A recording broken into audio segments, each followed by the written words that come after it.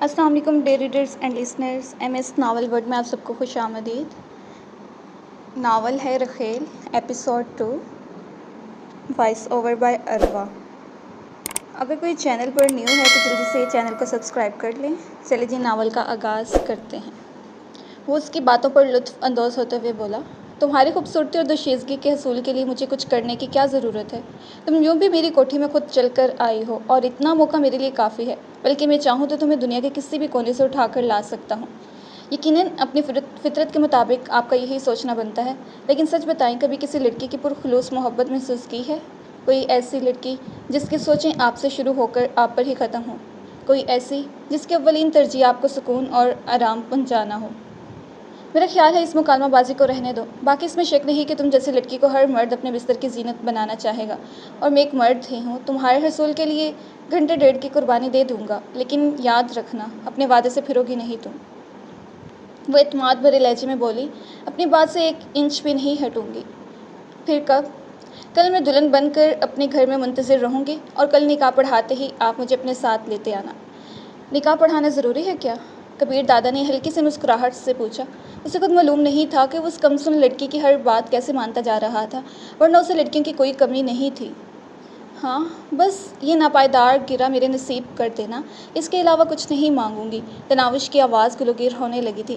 میرا mobile phone number note کرو، جب ضرورت پڑے مجھے بلا لینا۔ یہ کہتے ہی اس نے اپنا ذاتی موبائل نمبر دیا۔ اس کا نمبر اپنے موبائل فون میں نوٹ کر کے وہ کھڑی ہوتے ہوئے بولی، ویسے کل سہ پہر کو میں منتظر ہوں گی، اور یاد رکھنا دلاور شیخ کو میں اپنے ہاتھ سے قتل کروں گی۔ کبھی مرغی بھی ذبح کی ہے؟ طنزیہ لہجے میں کہتے ہوئے وہ اپنی نشست سے اٹھ گیا تھا۔ نہیں، اس نے نفی میں سر ہلایا۔ دلاور شیخ سے ابتدا کروں گی، اور یوں بھی آپ جیسے بڑے دادا کی بیوی کو کم از کم ایک قتل تو کرنا چاہیے نا۔ پتہ نہیں تناوش کے لہجے میں ایسی کون سی بات تھی کہ وہ بے ساختہ مسکرا پڑا تھا۔ تناوش کو محسوس ہوا کہ وہ مسکراتے ہوئے بہت اچھا لگنے لگتا ہے۔ کل ملیں گے۔ وہ اپنی خوابگاہ کی طرف بڑھ گیا تھا۔ تناوش اس کی پشت کو گھورتی رہ گئی تھی۔ اس کے کمرے میں غائب ہوتے ہی وہ باہر کی طرف چل دی۔ ڈرائنگ روم سے باہر ہی اسے وہی خدمتگار چہرے پر غیظ و غضب کے تاثرات سجائے کھڑا نظر آیا۔ اس کی شکل پر نظر پڑتے ہوئے تناوش کو اپنی ہنسی ضبط کرنا مشکل ہو گیا تھا۔ اسے متبسم دیکھ کر دانت پیستے ہوئے بولا، دیکھ لیا اپنے جھوٹ کا انجام؟ وہ ہنسی، کون سا جھوٹ؟ ابھی اتنی دیر میں نے کبیر کے ساتھ گپ شپ ہی تو کر رہی تھی نا۔ پھر انہوں نے مجھے تھپڑ کیوں مارا؟ تناوش نے چہکتے ہوئے کہا، اس وجہ سے کہ آپ نے مجھے اتنی دیر کیوں روکے رکھا۔ اچھا، اب دماغ نہ کھاؤ اور جاؤ۔ یقیناً وہ کبیر دادا کے تناوش کے ساتھ اتنی دیر بات چیت کی وجہ سے کچھ کہہ نہیں پا رہا تھا۔ مجھے گھر تک جانے کے لیے گاڑی چاہیے۔ تناوش کو ایک دم گھر تک پیدل چلنے کا خیال آیا، اور اس نے فوراً اس کا حل سوچ لیا۔ وہ منہ بناتے ہوئے بولا، اس بارے میں مجھے کوئی حکم نہیں ملا۔ ٹھیک ہے، میں کبیر دادا کو کہہ دیتی ہوں۔ وہ پیچھے مڑی۔ بات سنو۔ اس نے اتنی جلدی تناوش کو آواز دی کہ وہ پوری مڑ بھی نہیں پائی تھی۔ اس نے رکتے ہوئے شوخی بھرے لہجے میں کہا، سنائیں؟ وہ دونوں ہاتھ باندھتے ہوئے بولا، میں تمہارے ساتھ ڈرائیور کو بھیج دیتا ہوں، اب تشریف لے جاؤ میری ماں۔ یہ کہتے ہی اس نے موبائل فون نکال کر کسی الہی بخش نامی ڈرائیور کو کال کر کے بتایا کہ کبیر دادا کے مہمان کو گھر تک چھوڑائے۔ تناوش وہیں ڈرائیور کا انتظار کرنے لگی۔ تھوڑی دیر بعد ایک ادھیڑ عمر ڈرائیور سفید رنگ کے ٹویوٹا لے کر وہیں پہنچ گیا۔ تناوش کے قریب کار روک کر اس نے عقبی نشست کا دروازہ اس کے لیے کھول دیا۔ وہ اعتماد ظاہر کرتے ہوئے بیٹھ گئی۔ دروازہ بند کر کے وہ ڈرائیونگ سیٹ پر بیٹھا، اور کار کبیر دادا کی وسیع اور ریز کوٹھی سے باہر آ گئی، اور ڈرائیور کو گھر کا پتہ بتا کر دائیں بائیں کا جائزہ لینے لگی۔ اس قیمتی کار میں بیٹھتے ہوئے راستے کے مناظر بھی خوشگوار اور قابل دید ہو گئے تھے۔ زندگی میں پہلی بار وہ اتنی قیمتی کار میں بیٹھی تھی۔ اس کا دل چاہ رہا تھا کہ بقیہ زندگی اس کا سفر ختم نہ ہو، اور وہ یوں ہی آرام دہ سیٹ پر بیٹھی محو سفر رہے، مگر اسے پتہ بھی نہ چلا کہ وہ طویل فاصلہ لمحوں میں طے ہو گیا۔ یقیناً پیدل جاتے ہوئے اسے گھر تک پہنچتے ہوئے شام ہو جانی تھی۔ وہ کار کو سڑک پر ہی رکوا کر اتر گئی، کیونکہ وہ نہیں چاہتی تھی کہ دلاور شیخ کا کوئی چمچہ اسے کار سے اترتے دیکھ کر ڈرائیور کچھ چھیڑنے کی کوشش کرے، اور ایسا ہونے کی صورت میں دلاور شیخ تک کبیر دادا کا نام پہنچ جاتا، اور اس نے بزدل نے بھاگنے میں ایک لمحہ بھی نہیں لگانا تھا، جبکہ وہ اسے قتل کرنے کے لیے اتنی بے تاب اور بے صبر ہوتی جا رہی تھی کہ اسے کل تک کا انتظار مشکل ہو رہا تھا۔ سڑک سے فرلانگ بھر کے فاصلے پر اس کا گھر تھا۔ گھر میں داخل ہوتے ہی اسے ماں بے چینی کے عالم میں اپنی منتظر نظر آئی۔ اتنی دیر لگا دی بیٹی؟ تناوش کو دیکھتے ہی اس نے پریشانی بھرے لہجے میں پوچھا۔ وہ سکون بھرے انداز میں بولی، ہاں ماں، آج بہت دور نکل گئی تھی، اتنا دور کہ اب واپسی بھی ناممکن ہو گئی ہے۔ دماغ تو ٹھیک ہے کہ وہ الفل بک رہی ہے، بشریٰ نے پیار بھرے انداز میں اسے ڈانٹا۔ امی جان، آپ چاہتی تھی نا کہ میری شادی ہو جائے اور ہم شاہ نواز بھائی کے قاتل کو بھی اس کے انجام تک پہنچا دیں، اس نے خوابناک لہجے میں پوچھا۔ ہاں بیٹی، مگر یہ بھی جانتی ہوں کہ یہ خواہش ہے جو ہمیشہ تمنا کا روپ ہی دھارے رکھے گی۔ امی جان، سنا ہے مقصد کی تکمیل قربانی مانگا کرتی ہے، وہ حسرت ناک لہجے میں بولی۔ ٹھیک ہے، ٹھیک سنا ہے بیٹی، مگر ہم کس چیز کی قربانی دے کر اس خبیث کو جہنم واصل کریں گے؟ وہ اطمینان بھرے لہجے میں بولی۔ اس کا بندوبست ہو گیا ہے۔ میں کچھ سمجھی نہیں۔ تناوش کے لہجے میں کوئی ایسی بات ضرور موجود تھی جو اس کا دل دھڑکا رہی تھی۔ ماں، آج میں اپنا رشتہ طے کر آئی ہوں۔ گو مجھے آپ سے اجازت مانگ لینا چاہیے تھا، مگر میرے پاس اتنا وقت نہیں تھا اور ایسا موقع دوبارہ نہ ملتا۔ بشریٰ نے قریب ہو کر اسے بازو سے تھامتے ہوئے پوچھا۔ ہوش میں تو ہے نا؟ پتہ نہیں ماں جی، بس وہ مجھے اچھا لگا، اپنا لگا، بااختیار لگا اور میں نے بغیر سوچے سمجھے اسے شادی کی آفر کر دی۔ بشریٰ مدہوش ہوتے ہوئے بولی۔ کہیں کسی اور غریب کو جان سے نہ مروا دینا۔ تناوش کے چہرے پر معنی خیز مسکراہٹ نمودار ہوئی۔ امی جان، آپ نے ہمیشہ دلاور شیخ کو بااختیار درندے کے روپ میں دیکھا ہے، کل انشاءاللہ آپ اس کا وہ روپ دیکھیں گی جس کی تمنا ہم دونوں پچھلے کئی ماہ سے دستے بدعا ہیں۔ ایسا کیسے ممکن ہے؟ بشریٰ کے لہجے میں بے یقینی تھی۔ ممکن اور ناممکن کے درمیان بس رب کی مرضی کی رکاوٹ ہے ماں جی۔ جب وہ بے نیاز کن فرماتا ہے تو پھر ہر ناممکن ثابت قدمی میں بدل جاتا ہے۔ ایسا بااختیار اور صاحب حیثیت تمہیں کہاں سے مل گیا بیٹی؟ اور پھر وہ تم جیسی غریب لڑکی کے ساتھ شادی پر راضی کیسے ہو گیا؟ مجھے تو لگ رہا ہے تم نے جاگتے میں خواب دیکھنا شروع کر دی ہے۔ بشریٰ کو بیٹی کی باتوں پر یقین کرنا مشکل ہو رہا تھا۔ خود تو کہتی ہے نا کہ آپ کی بیٹی شہزادی ہے، پھر شہزادیوں کو تو شہزادے ہی ملا کرتے ہیں نا ماں جی۔ اس کی آنکھوں میں کبیر دادا کی صورت لہرائی اور اس کے ساتھ ہی اس کے دل میں خواہش جاگی، کاش جیسا وہ ماں کو کہہ رہی ہے ویسا ہی ہوتا۔ اچھا، مجھے ساری بات تفصیل سے بتاؤ۔ اس نے بہت ساری باتیں حذف کرتے ہوئے سارا واقعہ دہرا دیا۔ مجھے تو یہ آسمان سے گر کر کھجور میں اٹکنے والا معاملہ لگتا ہے۔ تم نے دلاور شیخ سے جان چھڑانے کے لیے اس سے بھی بڑے گنڈے کا ساتھ اپنا لیا ہے۔ ماں جی، بس ایک بات جانتی ہوں کہ مجھے دلاور شیخ سے بھیا کی موت کا بدلہ لینا ہے، اس کے لیے میں ہر قیمت ادا کرنے کو تیار ہوں۔ اگر دلاور شیخ نے بھیا کے خون سے ہاتھ نہ رنگے ہوتے تو شاید میں اتنا بڑا قدم نہ اٹھاتی۔ اب کیا ہوگا؟ میرا تو دل ہول رہا ہے۔ بشریٰ خاتون کی پریشانی میں کئی گنا اضافہ ہو گیا تھا۔ دلاور شیخ والے معاملے میں کچھ مہلت تو ان کے پاس موجود تھی، اس کی بیٹی تو ایک دم ہی طوفان سر پر لے آئی تھی۔ اطمینان رکھیں، سب کچھ ٹھیک ہو جائے گا ماں جی، اس نے اعتماد بھرے انداز میں ماں کو تسلی دی۔ تم نہیں جانتی میری جان، ایسے بااختیار اور صاحب حیثیت لوگوں کے لیے ہم غریب مخمل میں ٹاٹ کے پیوند جتنی اہمیت رکھتے ہیں۔ اس نے بس تمہاری صورت دیکھ کر شادی کی حامی بھری ہے۔ تمہیں چند دن استعمال کرنے کے بعد وہ طلاق کے 3 لفظ بول کر تمہیں واپس پھینک دے گا۔ وہ مسکرائے۔ تو کیا میں پہلی متعلقہ ہوں گی؟ نہ جانے حوا کی کتنی بیٹیاں روزانہ طلاق کا داغ اپنی پیشانی پر سجا کر ماں باپ کے دروازے پر آ بیٹھتی ہیں، ان میں ایک کا اضافہ اور صحیح۔ اور امید ہے مجھے دوسری شادی کے لیے بھی اتنی تگودو نہیں کرنی پڑے گی۔ سب سے بڑھ کر دلاور شیخ جیسی نحوست سے ہماری جان چھوٹ جائے گی۔ تمہیں اکیلے اتنا بڑا فیصلہ نہیں کرنا چاہیے تھا، کم از کم مجھ سے مشورہ تو کر لیتی۔ بیٹی کی باتوں سے اتفاق کرنے کے باوجود اسے اطمینان محسوس نہیں ہو رہا تھا۔ امی جان، کہا تو ہے، مشورے یا اجازت لینے کا وقت میرے پاس نہیں تھا۔ اگر میں وہ موقع گنوا دیتی تو پھر وہی کرنا سلگنا ہی مقدر ٹھہرتا۔ اگر اس سودے سے پیچھے ہٹنا ممکن ہے تو بہتر ہوگا اس شخص کو منع کر دو، بلکہ معافی مانگ کر اپنی جان چھڑا لو۔ ایک بار تناوش کے دل میں بھی خیال آیا کہ ماں کی بات مان لینا چاہیے، مگر اس کے ساتھ ہی کبیر دادا کی قدآور پررعب شبیہ اس کی آنکھوں کے سامنے لہرائی اور وہ اپنے فیصلے پر ڈٹ گئی۔ ماں جی، اگر وہ مجھے خود بھی منع کر دے تب بھی میں پیچھے ہٹنے کو تیار نہیں۔ آپ نہیں جانتی میرے دل میں دلاور شیخ سے بدلہ لینے کے لیے کیسی آگ بھڑک رہی ہے۔ اس الاؤ کو دلاور شیخ کا خون ہی بجھا سکتا ہے۔ اگر تناوش کو بھائی کے قاتل سے اس درجہ نفرت تھی تو وہ اس کے بیٹے کا بھی تو قاتل تھا۔ وہ فرمانبردار اور خدمت کرنے والے بیٹے کی اذیت ناک موت کو کیسے بھلا سکتی تھی؟ بیٹی سے کئی گنا زیادہ وہ خود دلاور شیخ کو کیفر کردار تک پہنچانے کی خواہاں تھی۔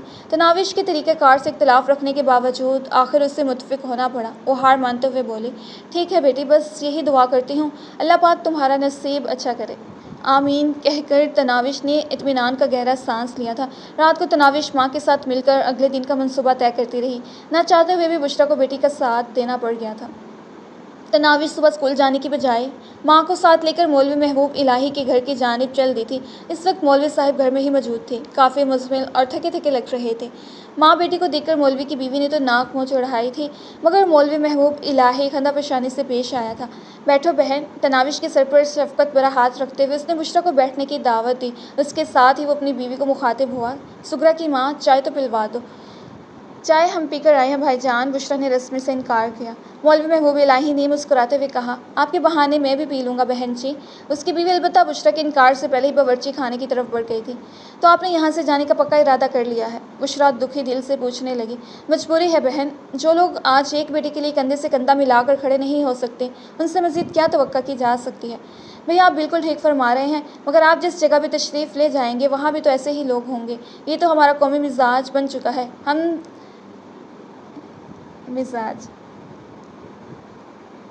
مزاج بن چکا ہے۔ ہم ظلم کے خلاف کبھی آواز نہیں اٹھاتے۔ اگر ہم متحد ہوتے تو کیا کراچی کی یہ حالت ہوتی؟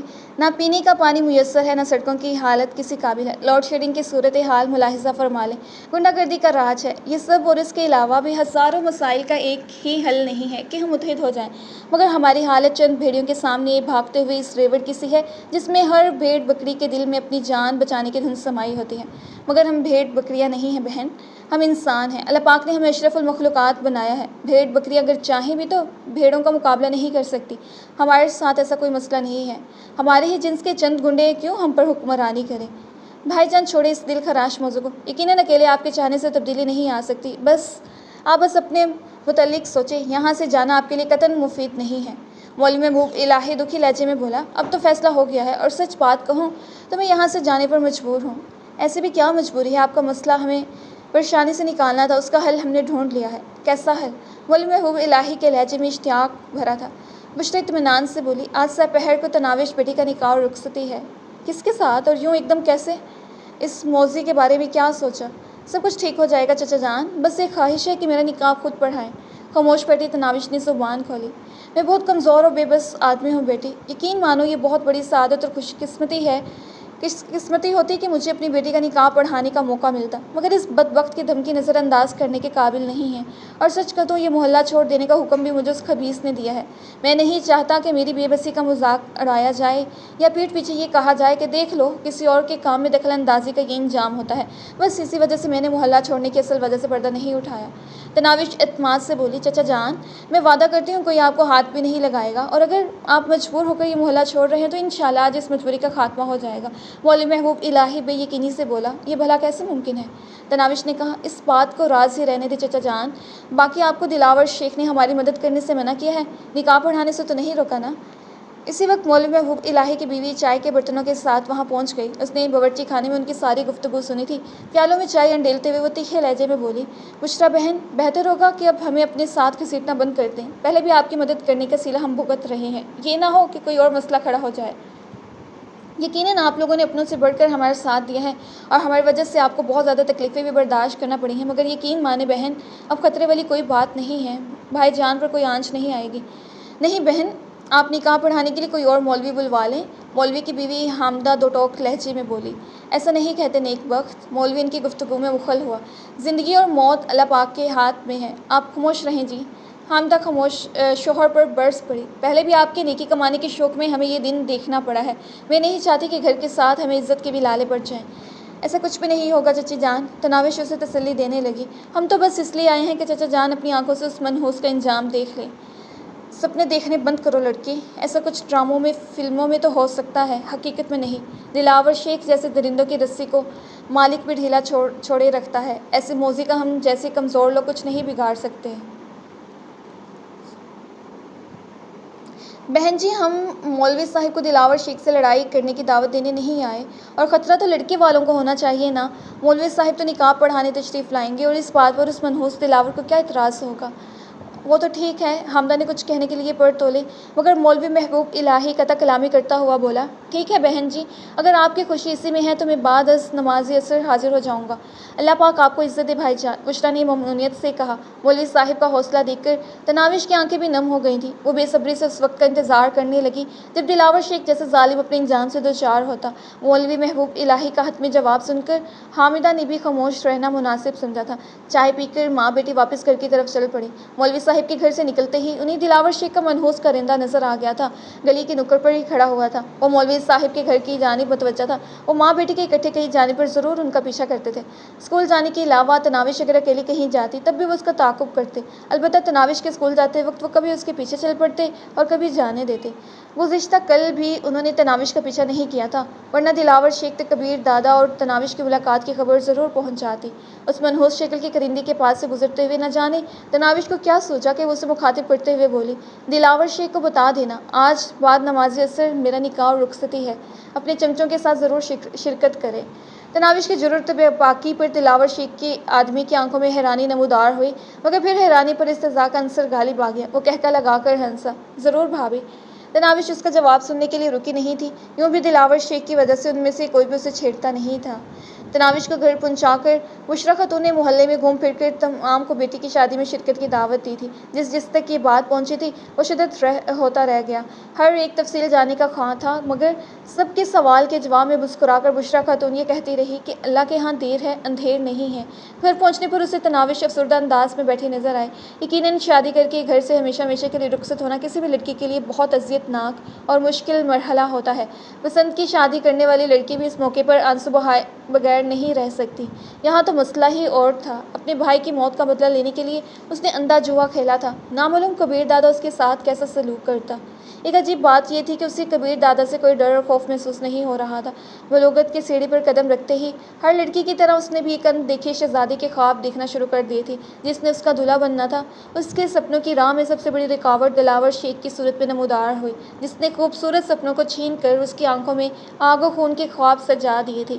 اب کبیر دادا سے ملنے کے بعد نہ جانے کیوں ایسا محسوس ہو رہا تھا کہ وہ ہمیشہ سے اس کے خواب ہی تو دیکھتی رہی تھی۔ بشریٰ بیٹی کے قریب بیٹھتے ہوئے بولی، اب پریشان ہونے کا کیا فائدہ، تیر کمان سے نکل چکا ہے، بس نتیجے کا انتظار کرو۔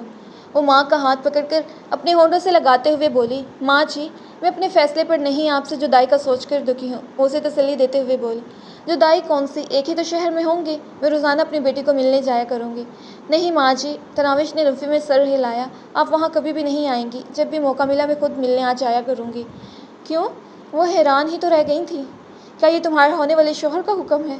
نہیں۔ ایک مرتبہ پھر اس نے نفی میں سر ہلایا، یہ بھی میرا اپنا فیصلہ ہے اور فکر نہ کریں، جب بھی آپ کا دل چاہے گا میں ملنے آ جایا کروں گی۔ بشریٰ مسکرائے، تو کیا مجھ سے ملنے کو تمہارا دل نہیں چاہے گا؟ آپ ایسا کیوں سوچ رہی ہیں؟ آپ ایسا سوچ بھی کیسے سکتی ہیں؟ تناوش شکوہ کناہ ہوئی تھی۔ مذاق کر رہی تھی چندہ۔ بشریٰ نے جھک کر بیٹی کا ماتھا چوم لیا۔ اسی وقت دروازہ کھٹکا۔ تناوش کی 2 سہیلیاں گھر میں داخل ہوئیں۔ یقیناً اسکول سے واپسی پر انہیں تناوش کی شادی کی بابت معلوم ہوا تھا اور وہ وہاں بھاگتی ہوئی پہنچی تھیں۔ وہ دونوں سگی بہنیں تھیں۔ اسکول کے کپڑے تک وہ تبدیل نہیں کر سکی تھی۔ بشریٰ انہیں خوش آمدید کہہ کر وہاں سے ہٹ گئی تھی۔ شازیہ اور نازیہ نے آتے ساتھ سوالوں کی بچھاڑ کر دی تھی۔ انہیں بھی دلاور شیخ کے بارے میں مکمل معلوم تھا، بلکہ وہ کیا پورا محلہ اس بات کو اچھی طرح جانتا تھا، اور اب وہ حیران اس بات پر تھے کہ آخر دلاور شیخ کی مصیبت سے ان کی جان کیسے چھٹی تھی۔ وہ فخریہ لہجے میں بولی، میرے ہونے والے شوہر کے سامنے دلاور شیخ کی حیثیت ایک کیڑے جتنی بھی نہیں ہے۔ شازیہ نے پوچھا، ایک دم ایسا رشتہ تم نے کہاں سے ڈھونڈ لیا؟ تناوش کے جواب دینے سے پہلے داخلی دروازے پر ایک بار پھر حرکت ہوئی اور اس کی ایک اور سہیلی سلمیٰ گھر میں داخل ہوئی۔ ان دونوں بہنوں کی طرح وہ بھی آتے ساتھ حیرانی کا اظہار کرنے لگی۔ تناوش ان کی حیرانی سے محظوظ ہوتے ہوئے مسکرائے۔ وہ کیا کہتے ہیں نا، جوڑے آسمانوں پر بنتے ہیں، اور یہ کہ اللہ پاک جب دیتا ہے تو چھپر پھاڑ کر دیتا ہے۔ بس محاورے ہی سناتی رہنا، اصل بات سے پردہ نہ اٹھانا۔ نازیہ نے تنگ آ کر دہائی دی۔ وہ کہکا لگاتے ہوئے بولی، کبیر خان نام ہے، 6 فٹ سے اونچا قد، کثرتی جسم، چوڑی چھاتی، گندمی رنگت، کشادہ پیشانی، موٹی ساحرانہ آنکھیں، مضبوط ہاتھ پاؤں، بہت بڑے کاروبار، بنگلے اور کئی کاروں کا مالک، ساس سسر نند دیور کے آلودگی سے پاک۔ اتنا کافی ہے یا کچھ اور بتاؤں؟ سلمیٰ نے منہ بناتے ہوئے کہا، بولتی رہو جھوٹ، تم سے تو اللہ میاں ضرور پوچھے گا۔ اس دوران اس کی 2-3 اور سہیلیاں بھی پہنچ گئی تھیں۔ تھوڑی دیر کبیر دادا کی شخصیت کو موضوع گفتگو بنائے رکھنے کے بعد وہ تناوش کو دلہن بنانے کے در پہ ہو گئیں۔ پہلے پہل تو تناوش نے سختی سے انکار کر دیا، مگر پھر اسے اپنا رویہ مصنوعی لگا۔ شادی کے دن لڑکی کا بناؤ سنگھار کرنا رسم و رواج کا حصہ تھا، بلکہ اس بارے میں تو شریعت کا حکم بھی موجود تھا۔ سب سے بڑھ کر وہ کبیر دادا کو خصوصی انعام سے نوازنا چاہتی تھی۔ جب اسے معاہدہ ہو ہی گیا تھا تو اپنے الفاظ کا پاس رکھنے ہی میں اسے بھلائی نظر آئی۔ اس کے پاس میک اپ کا کوئی سامان موجود نہیں تھا، نہ وہ اس قسم کی عیاشیوں کے متہم متحمل ہو سکتی تھی۔ زیادہ سے زیادہ سر پر تیل لگا کر کنگھی کر دینا ہی اس کی تیاری میں شامل ہوتا تھا۔ یوں بھی حسن کو سجاوٹ کی ضرورت نہیں ہوتی، مگر اب اس کی شادی ہونے جا رہی تھی اور دلہن کی سجاوٹ تیل کنگھی تک محدود نہیں ہوتی۔ اس کی سہیلیوں کی نظر سے بھی اس کی غربت اجل نہیں تھی۔ اس کی ماں کے ہاتھوں بازار سے میک اپ کا سامان منگوانے کی بجائے سلمیٰ اپنا میک اپ باکس اٹھا لائی تھی۔ وہ ایک کھاتے پیتے گھرانے سے تعلق رکھتی تھی۔ آج کل یوں بھی ایک صاحب حیثیت لڑکی کے پاس میک اپ کا اتنا سامان موجود ہوتا ہے کہ جس سے چھوٹی موٹی بیوٹی پارلر کی ضروریات پوری ہو سکیں۔ ایک غریب عورت جو بیٹی کی ماں ہو اور وہ بیٹی کی پیدائش کے ساتھ اس کے جہیز کی فکر میں مصروف ہو جاتی ہے۔ شادی کی خریداری کے لیے عمرہ اور غریبوں کا طریقہ کار بالکل مختلف ہے۔ امیروں کی خریداری شادی سے چند دن پہلے شروع ہوتی ہے، جبکہ غریب کی ساری زندگی بیٹی کا جہیز تیار کرتے گزر جاتی ہے۔ تناوش کی ماں نے بھی اس کے لیے تھوڑی بہت جیولری اور چند لباس خرید رکھے تھے۔ انہی میں سے ایک سرخ رنگ کا جوڑا تناوش کو پہنا کر انہوں نے دلہن کا روپ دے دیا تھا۔ شادی کی تقریب گھر کے اندر ہی ہونا قرار پائی تھی۔ ان کا گھر 12 مرلے پر مشتمل تھا، 2 کمرے، ایک برآمدہ اور پھر اس کے سامنے کافی کھلا صحن بچ جاتا تھا۔ بشریٰ خاتون کے پاس اتنی استطاعت نہیں تھی، ورنہ اس گھر کو بہتر انداز میں تعمیر کرا کے کرائے پر بھی چڑھا سکتی تھی۔ وہ 2 کمرے بھی اس کے شوہر رفیق نے اپنی زندگی میں ہی بنا چھوڑے تھے۔ اب تو بشریٰ مشکل سے اپنا اور بیٹی کا پیٹ ہی پال رہی تھی، تعمیر کی مد میں کہاں سے رقم لاتی۔ بشریٰ نے شازے کے بھائی کو کہہ کر ایک کنات کرائے پر منگوا کر برآمدے کے سامنے لگا دی تھی تاکہ عورتوں اور مردوں کے درمیان پردہ قائم ہو سکے۔ کمرے میں موجود 3-4 چارپائیاں انہوں نے مردوں کے بیٹھنے کے لیے صحن میں بچھا دی تھی۔ چند چارپائیوں پر وہ پڑوسیوں کے گھروں سے بھی مانگ کر لے آئے تھے۔ شادی کی تمام تیاریاں مکمل تھیں۔ محلے کے چند مرد صحن میں آ کر بیٹھ گئے تھے۔ شادی میں شرکت کے لیے تو وہ ہمت کر کے آ گئے تھے، مگر انہیں رہ رہ کر دلاور شیخ کا خوف گھیرنے لگتا۔ وہ بہت پہلے سے تناوش سے شادی کا دعوے دار تھا۔ اب اس کی شادی پر اس نے کہاں خاموش رہنا تھا، مگر اب تک وہ وہاں نہیں پہنچا تھا۔ شاید وہ بارات کی آمد کا منتظر تھا۔ اس کے 1-2 چمچے پڑوسیوں کو بشریٰ کے گھر کے گرد گھومتے نظر آئے تھے۔ عصر کی اذان سن کر 2-3 آدمی نماز کے لیے مسجد کی طرف بڑھ گئے، جبکہ کچھ عزلے بے حسی سے مالک کائنات کی دعوت کو نظر انداز کیے وہیں بیٹھے رہے۔ یقیناً انہیں فلاح کی ضرورت نہیں تھی، ورنہ فلاح کی ضمانت یعنی نماز سے غافل نہ رہتے۔ نماز کے بعد مولوی محبوب الہی بھی پہنچ گیا تھا۔ محلہ داری میں لوگ آپس میں پردے کا اہتمام کم ہی کرتے ہیں، اس کے باوجود مولوی محبوب الہی نے پردے کے قریب جا کر اندر جانے کی اجازت طلب کرنا ضروری سمجھی تاکہ کوئی عورت پردہ کرنا چاہے تو اسے اطلاع مل جائے۔ بشریٰ نے اسے خوش آمدید کہتے ہوئے اندر بلا لیا۔ وہ سیدھا تناوش کے قریب پہنچا اور اس کے سر پر ہاتھ رکھتے ہوئے بولا، میں آ گیا ہوں بیٹے، اللہ پاک آپ کو دنیا اور آخرت کی عزت عطا فرمائے مولوی صاحب۔ تناوش نے ممنونیت بھرے لہجے میں کہا، آمین، اللہ پاک ہم سب کو عزت سے نوازے، دعائیہ انداز میں کہتے ہوئے مولوی محبوب الہی باہر نکل گئے۔ اس وقت تناوش نے موبائل فون نکالا تاکہ کبیر دادا کا نمبر ڈائل کر سکے۔ اس سے پہلے کہ وہ نمبر ملاتی، اس کے کانوں میں دلاور شیخ کی منحوس آواز پڑی، ارے یہاں تو سچ مچ شادی کا ماحول بنا ہے۔ انہیں شاید دلاور شیخ کی طاقت کے بارے میں کوئی شبہ ہو گیا ہے۔ لگتا تو یہی ہے باس، اس کے ایک چمچے کی آواز ابھری، اور تم سب کو میرا کوئی خوف نہیں رہا کہ یہاں اکٹھے ہو گئے ہو؟ یقیناً یہ اس بوڑھے عاشق مولوی کی کارستانی ہے۔ بےہودہ انداز میں کہتے ہوئے وہ مولوی محبوب الہی کی طرف بڑھا، کیوں بے مولوی تجھے کون سا کیڑا سدھرنے نہیں دے رہا؟ اس کے انداز سے تناوش سمجھ گئی تھی کہ وہ مولوی محبوب الہی کی طرف جا رہا ہے۔ سر پر دوپٹہ جماتے ہوئے وہ صورت سے باہر نکلی۔ اس وقت تک دلاور شیخ مولوی محبوب الہی کو گریبان سے پکڑ چکا تھا۔ اس نے کڑک کر کہا، ایک منٹ دلاور شیخ۔ وہ حیرانی سے اس کی طرف متوجہ ہوا۔ اسے دیکھتے ہی دلاور شیخ کے منحوس چہرے پر خباثت نمودار ہوئی۔ ارے واہ، یہاں تو میری دلہن کسی اور کے لیے سجی ہوئی ہے۔ مولوی صاحب کو چھوڑ دو دلاور شیخ، تناوش نے اپنی بات دہرائی۔ اگر کسی میں اتنی جرأت ہے کہ دلاور شیخ سے اس کا گریبان چھڑا لے تو آگے آ جائے۔ تو مرد ہے کہ ہجڑا؟ تناوش کے الفاظ ایسے نہیں تھے کہ دلاور شیخ آپے سے باہر نہ ہوتا۔ وہ کمینگی سے بولا، بے فکر رہو میری مردانگی کا ثبوت تمہیں آج رات مل جائے گا بیبی۔ وہ بات کا مسئلہ ہے، فی الحال مولوی صاحب کا گریبان چھوڑو۔ کیا تم نے خود نہیں کہا تھا کہ جب کوئی میری بارات لے کر آئے گا تو وہ خود بھی جان سے جائے گا اور تم میرے BA کرنے سے پہلے ہی مجھ سے شادی کر لو گے؟ بالکل کہا تھا، ایسا ہی۔ دلاور شیخ نے چھاتی چوڑی کی، تم نے نکاح پڑھانے والے کے بارے میں تو کوئی ایسی بات نہیں کی تھی، پھر مولوی صاحب کی توہین کا مطلب؟ میرے ہونے والے شوہر سے نبٹ لو، شاید اس کے بعد مجھ سے نکاح پڑھانے کے لیے تمہیں بھی مولوی صاحب کی ضرورت پیش آ جائے۔ ہاں، یہ تم نے کام کی بات کی ہے۔ مولوی صاحب کا گریبان چھوڑ کر وہ اپنے چمچوں کی طرف متوجہ ہوا۔ جاؤ ذرا جا کر پہلوان کی دکان سے ایک ٹوکرا مٹھائی کا تو اٹھا لا، آج اس قصے کو ہی ختم کر دیتے ہیں۔ ٹھیک ہے باس کرتے چمچے نے اس بات میں سر ہلا کر باہر کا رخ کیا، تو نکاح کی کارروائی شروع کریں۔ دونوں ہاتھوں سے ہلکی سی تالی بجاتے ہوئے اس نے ہاتھ دھونے کے انداز میں کہا۔ تناوش بے باکی سے بولی، پہلے میرے شوہر سے تو نبٹ لو، تو بلاؤ اسے، میرے پاس اتنا وقت نہیں ہے کہ کسی ٹٹ پنجی کا انتظار کرتا رہوں۔ تناوش نے ہاتھ میں پکڑے موبائل فون پر کبیر دادا کا نمبر ڈائل کیا اور موبائل فون کان سے لگا لیا۔ 2-3 گھنٹیوں کے بعد کسی نے کال کاٹ دی تھی۔ اس کا دل انجانے خوف سے دھڑکا اور وہ دوبارہ نمبر ملانے لگی، مگر آگے سے ایک بار پھر نمبر مصروف کر دیا گیا۔ اس نے تیسری کوشش کی، جس کا حال پہلی والی کوششوں سے مختلف نہیں تھا۔ ایک دم اس کا رنگ پیلا پڑ گیا تھا۔ اسے واقعی لڑکیوں کی کمی نہ تھی اور نہ اسے تناوش سے نکاح پڑھانے کا کوئی شوق تھا۔ یقیناً کبیر دادا کو اس کام میں کوئی دلچسپی نہیں تھی۔ وقتی طور پر اسے ٹالنے کے لیے اس نے حامی بھری تھی۔ وہ اپنا وقت کسی بے سہارا یتیم لڑکے پر ضائع نہیں کر سکتا تھا۔ تناوش کا دل ڈوبنے لگا۔ وہاں موجود تمام مردوں کی نظریں اس کے چہرے پر گڑی تھیں۔ بغیر کوئی بات رابطہ منقطع ہونے پر دلاور شیخ چہکا، بی بی، یقیناً تمہارے ہونے والے سرما شوہر کو معلوم ہو گیا ہوگا کہ تم پر دلاور شیخ کی نظر ہے، اور دلاور شیخ موت کا دوسرا نام ہے، اور یقیناً موت کا سامنا اس جیسا بیوقوف مولوی ہی کر سکتا ہے۔ بہرحال مولوی صاحب نکاح پڑھانا شروع کرو۔ اس نے شاید پہلی بار مولوی محبوب الہی کو تمیز سے مخاطب کیا تھا۔ زمین اور آسمان تناوش کی نگاہوں میں چکرانے لگے تھے۔ بے اختیار وہ قریب پڑی چارپائی پر بیٹھ گئی۔ اس کی ماں فوراً دہائی دیتے ہوئے کمرے سے باہر نکلی۔ نہیں دلاور شیخ، تم نے خود 14 جماعت کرنے تک کی مہلت دی ہوئی ہے اور میری بیٹی ابھی 12ویں کلاس میں ہے۔ سن مائی، میں نے کہا تھا کہ تم لوگ کوئی ایسی حرکت نہیں کرو گے جیسی اب کر چکے ہو، اور اب تمہاری مہلت ختم۔ میں خود ہی تمہاری بیٹی کو BA کروا لوں گا، بلکہ اس کی بہت اچھی ٹیوشن بھی رکھواؤں گا۔ مولوی محبوب الہی کو مخاطب ہوا، ابے مولوی کی اولاد، کیا کہا ہے، نکاح پڑھانا شروع کر۔ مگر لڑکی تیار نہیں ہے۔ مولوی محبوب الہی ہکلاتے ہوئے معترض ہوا، کیسے تیار نہیں ہے؟ اپنے کسی یار کے لیے تو اس نے اتنا سنگھار کر لیا ہے، عاشق کو بھی مایوس نہیں کرے گی۔ مگر جناب، لڑکی کی رضامندی تو لازمی ہوتی ہے نا؟ تم فکر نہ کرو، وہ بالکل رضامند ہوگی۔ یقیناً اسے تمہاری لاش دیکھنا پسند نہیں ہوگا۔ یہ کہتے ہی اس نے جیب سے پستول نکال کر مولوی محبوب الہی کی کنپٹی پر رکھ دیا تھا۔ حیران و پریشان بیٹھی تناوش کے سر پر تو اور قیامت ٹوٹ پڑی۔ مولوی صاحب کو بڑے اعتماد سے بلا کر لائی تھی۔ اس نے تو دعویٰ کیا تھا کہ دلاور شیخ اسے ہاتھ بھی نہیں لگا سکے گا، اور اب مولوی صاحب کو جان کے لالے پڑ گئے تھے۔ خدا کے لیے ظلم نہ کرو، وہ دلاور شیخ کے سامنے ہاتھ باندھے ہوئے گڑگڑائی۔ وہ اطمینان سے بولا، ٹھیک ہے، تم میرے ساتھ نکاح پڑھوا لو، مولوی کو کچھ بھی نہیں کہوں گا۔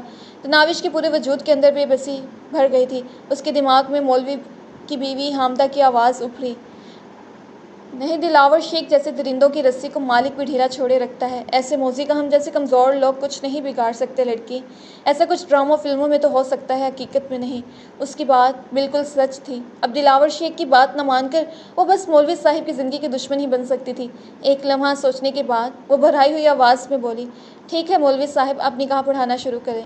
مگر بیٹے، مولوی بکواس بند کر بوڑھے، شاید تجھے اپنی زندگی کی پرواہ نہیں ہے۔ مولوی صاحب نے کچھ کہنے کے لیے لب ہلانے چاہے، اسی وقت دلاور شیخ اس کے چہرے پر تھپڑ رسید کرتے ہوئے دھاڑا۔ تناوش بھڑکتے ہوئے بولی، دلاور شیخ، شرم آنی چاہیے تمہیں ایک کمزور نہتے بزرگ پر ہاتھ اٹھاتے ہوئے۔ اس بوڑھے کو بھی تو فتنے سے باز آ جانا چاہیے۔ جب ایک لڑکی شادی کے لیے تیار ہے تو اسے کیا مسئلہ ہے؟ اس کی بیٹی سے تو نکاح نہیں کر رہا جو اسے تکلیف ہو رہی ہے۔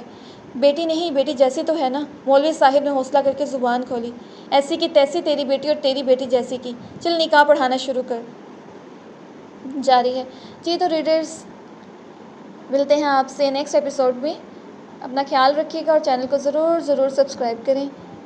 اللہ حافظ۔